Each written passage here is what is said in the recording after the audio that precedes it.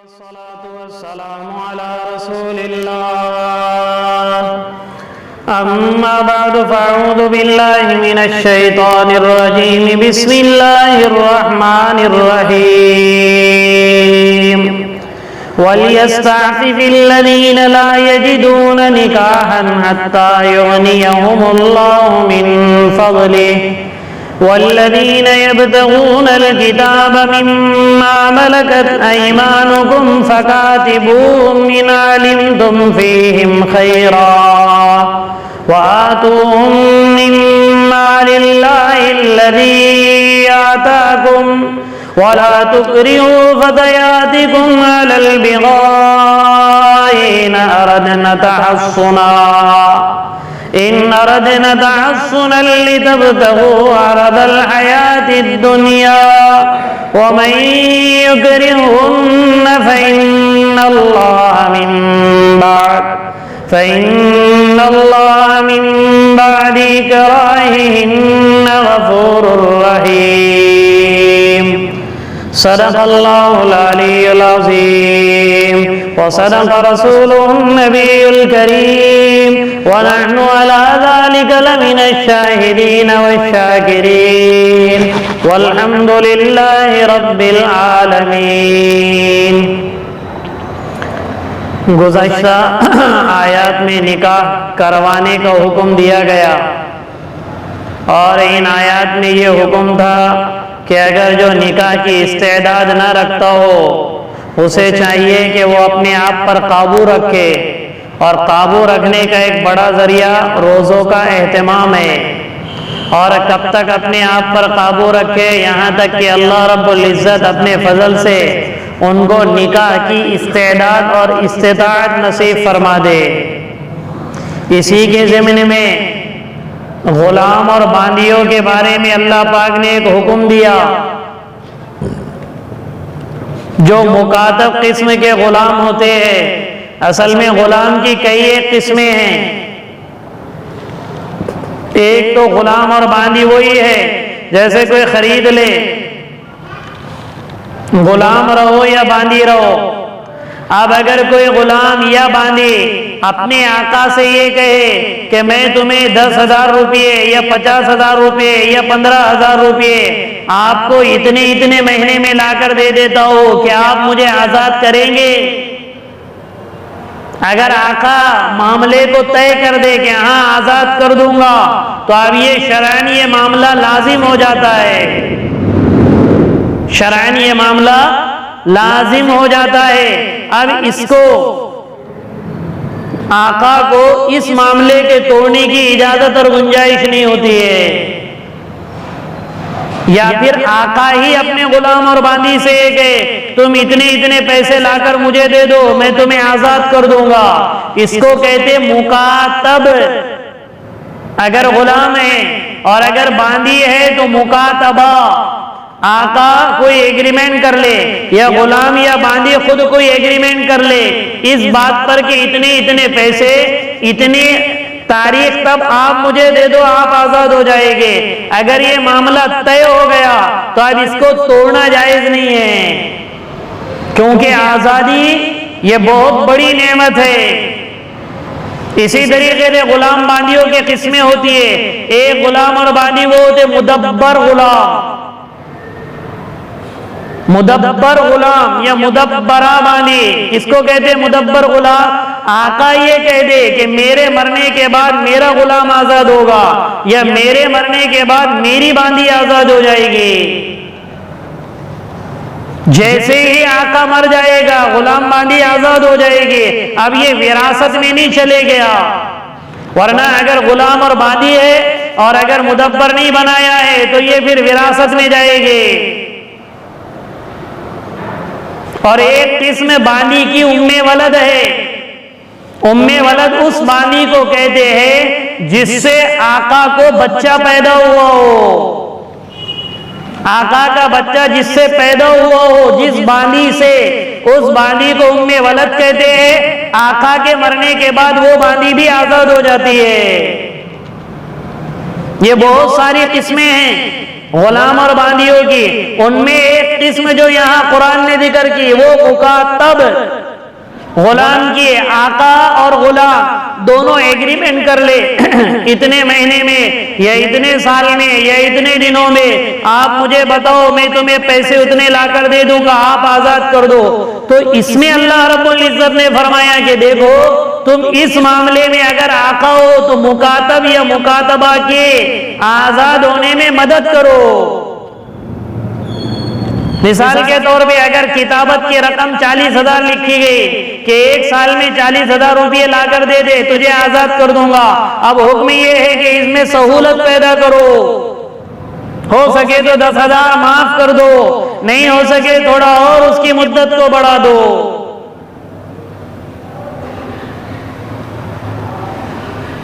اسی لیے اس آیت میں اسی کا ذکر ہے، وَالَّذِينَ يَبْتَغُونَ الْكِتَابَ مِمَّا مَلَكَتْ أَيْمَانُكُمْ، اور جو اپنے غلام بادیوں میں سے جو مکاتب بننا چاہے، فَكَاتِبُوهُمْ، تو تم انہیں مکاتب بنا دو، إِنْ عَلِمْتُمْ فِيهِمْ خَيْرًا، اگر تم ان کے درمیان میں ان میں کوئی بھلائی اگر جانتے ہو، کوئی خیر۔ اس سے مفسرین نے لکھا ہے بھلائی اور خیر سے کیا مراد ہے کہ اگر تم جانتے ہو ان میں بھلائی، تو دو چیزیں ہیں، ایک چیز تو یہ کہ اس کے اندر کمانے کی طاقت بھی ہو، اور دوسری چیز اگر یہ کافر ہے تو کسی مسلمان کو بعد میں نقصان نہ پہنچائے۔ غلام کے مکاتب بنانے میں اگر آقا اس کی مدد کر رہا ہے، آقا اگر اس کی نصرت کر رہا ہے، تو اس میں دو شرطیں ہو، ایک تو اس کے اندر کمائی کی استعداد بھی ہو، ورنہ 40,000 روپے میں کتابت اس نے کیا، ایگریمنٹ کر دیا سال بھر میں دے گا، کمانے کی استعداد نہیں تو لائے گا کہاں سے؟ قوت کسب اس میں ہونا ضروری ہے۔ اور دوسری چیز اگر مسلمان ہے تو بڑی اچھی بات، اگر کافر غلام ہے تو دوسری شرط یہ کہ کسی مسلمان کو آزاد ہونے کے بعد نقصان نہ پہنچائے۔ طبیعتوں سے سمجھ میں آ جاتا ہے کہ ایمان والوں کے بارے میں متنفر ہے یا محبت کرنے والا ہے۔ اس لیے ان علمتم فیہم خیرا، اگر تم ان میں بھلائی دیکھو، بھلائی کا تمہیں پتہ ہے تو تم خود ان کے مدد کرو۔ اور پھر فرمایا وَآتُوا مِن مَّالِ اللَّهِ الَّذِي آتَاكُمْ، اور جو مال اللہ نے تم کو عطا کیا ہے وہ اللہ کے مال میں سے تم انہیں دیا کرو۔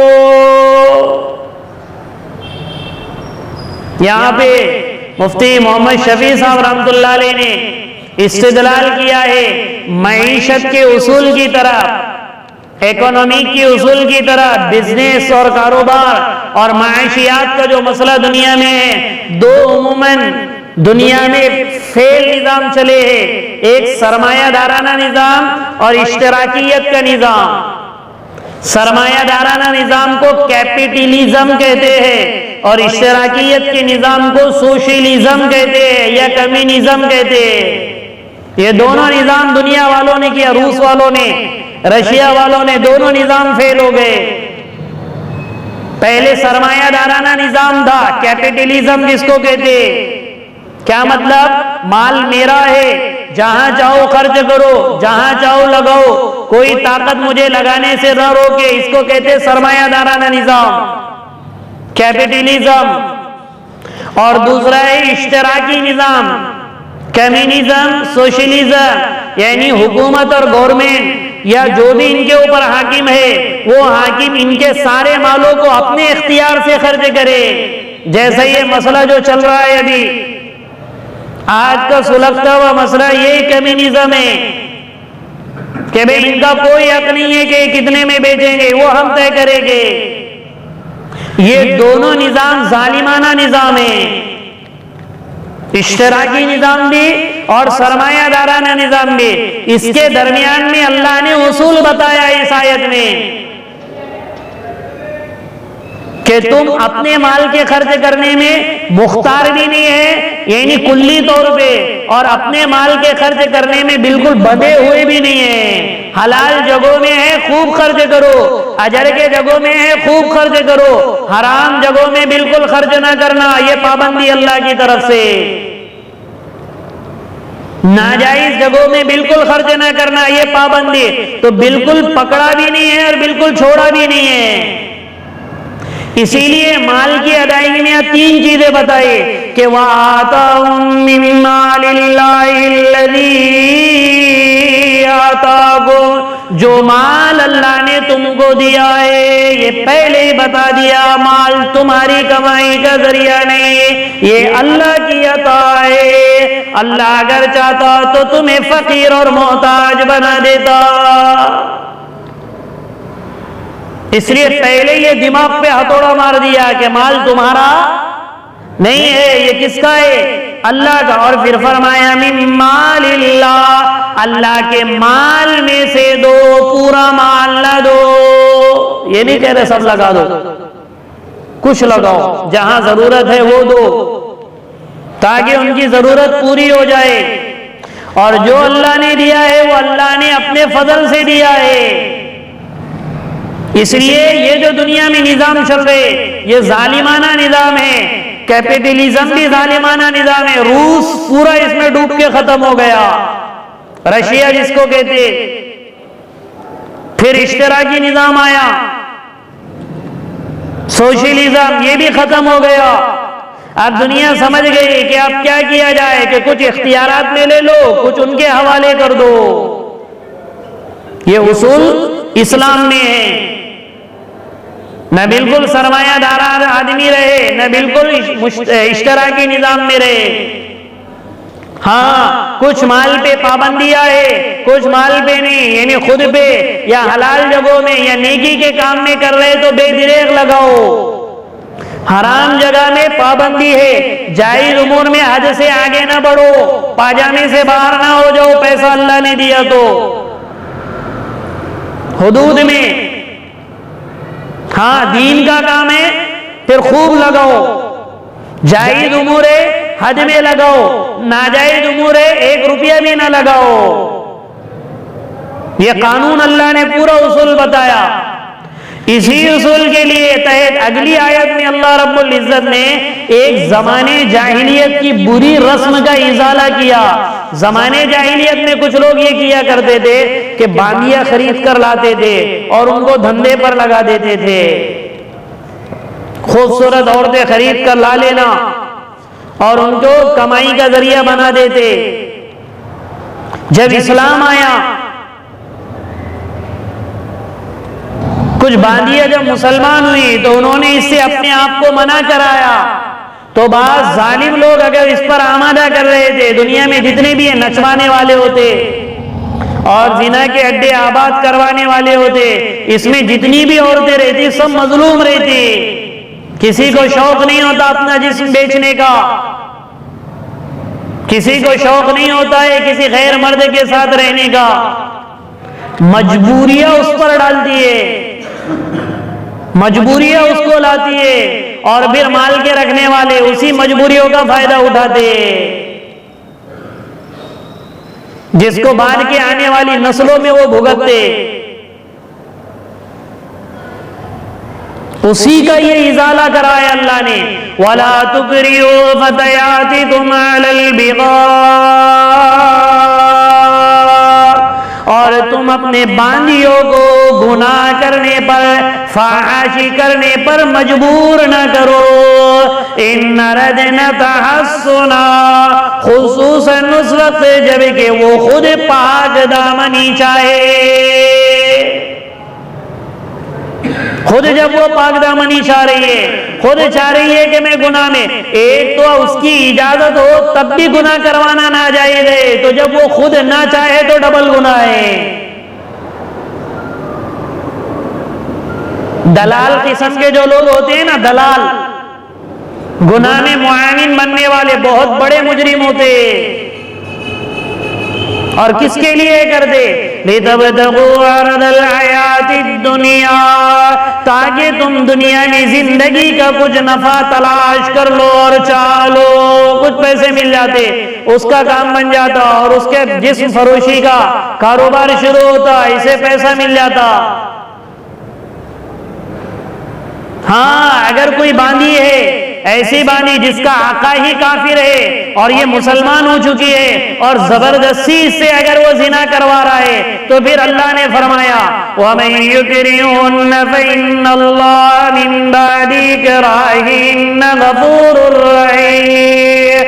اور جو لوگ ان عورتوں کو مجبور کرے زنا کرنے پر, تو یقیناً ان کی مجبوری کے بعد تو پھر اللہ غفور الرحیم ہے, اللہ معاف کر دے گا کہ زبردستی کرا رہے.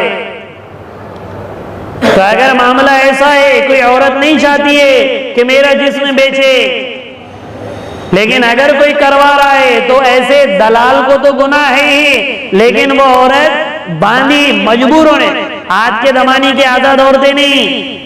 ارے بھائی سمجھ رہے, یہ بات باندھیوں کی ہے. آزاد عورتوں کے لیے تو یہ بالکل ہی ناجائز ہے. کسی کا باپ, کسی کا بھائی, کسی کا بیٹا اگر اس طرح کے کام کرانے پر مجبور کرے تو گھر چھوڑ کے بھاگ جائے, مقدمے دائر کرے.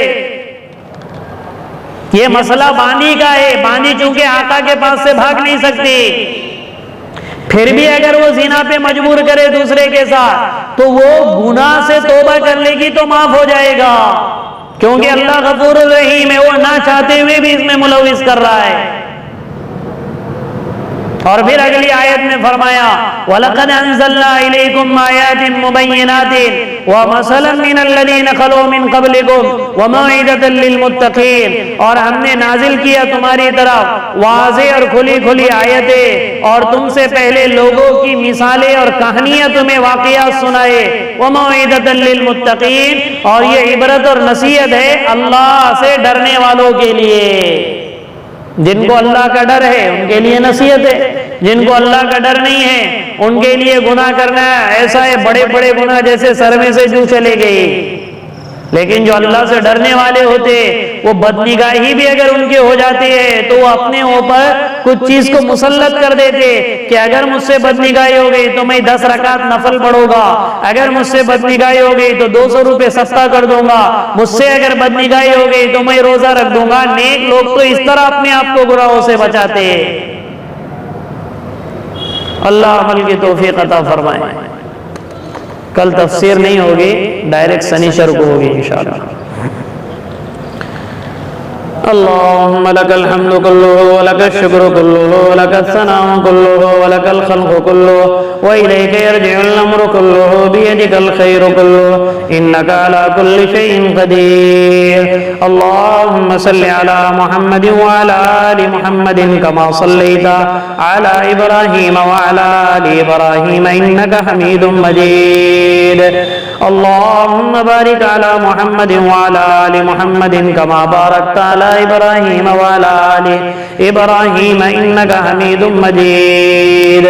اللهم اهدنا واهد بنا واهد الناس جميعا. اللهم اكفنا بحلالك عن حرامك وأغننا بفضلك عمن سواك. اللهم ألهمنا مراشد أمورنا وأعذنا من شرور نفوسنا ومن سيئات أعمالنا. اللهم إنا نعوذ بك من الفتن ما ظهر منها وما بطن. وصلى الله تعالى على خير خلقه محمد وعلى آله وأصحابه أجمعين برحمتك يا أرحم الراحمين.